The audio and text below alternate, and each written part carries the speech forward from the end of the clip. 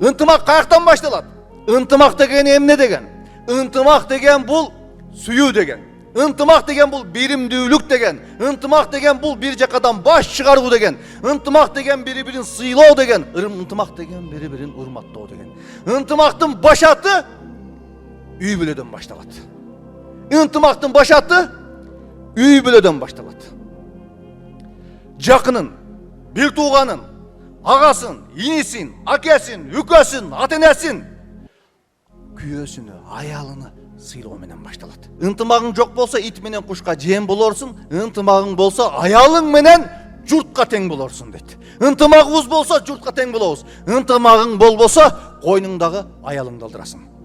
Ынтымагың болбосо балдарың менен душман болосуң. Ынтымагың болбосо ата-энең менен душман болосуң. Ынтымагың болбосо бир тууганың менен душман болосуң. Ынтымагың болбосо жакының менен душман болосуң. Ынтымагың болбосо коңшуң менен душман болосуң. Ынтымагың болбосо эжең менен, карындашың менен душман болосуң. Ынтымагың болбосо каныңдан жаралган, жаныңдан жаралган неберең менен душман болосуң, балаң менен душман болосуң.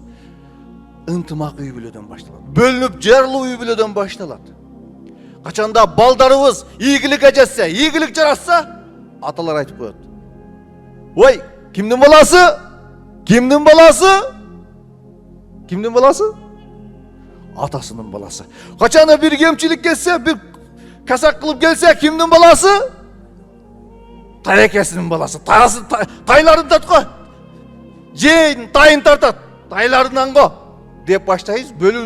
Бөлүнүүнү ушул жерден баштайбыз. Балага психологияны байкы бөлүнүп жарууну ушул жерден баштайбыз. Анан кийин бизге ынтымак болбой калат. Келиңиздер, ынтымак бололук. Эң обалы, эң биринчи жакыныбыздан баштайлык. Бир туугандардан баштайлык. Аялыңыз менен, жакындарыңыз менен, бир туугандарыңыз менен баштайлык. Эң обалы, эң биринчи күйөөңүз менен ынтымак болуңуз. Күйөөңүздү сыйлай билиңиз, күйөөңүздү мактай билиңиз, күйөөңүздү даңктай билиңиз. Аялыңызды мактай билиңиз, даңктай билиңиз. Ынтымактын башаты үй бүлөдөн башталат. Аялдарда бир сыпат бар.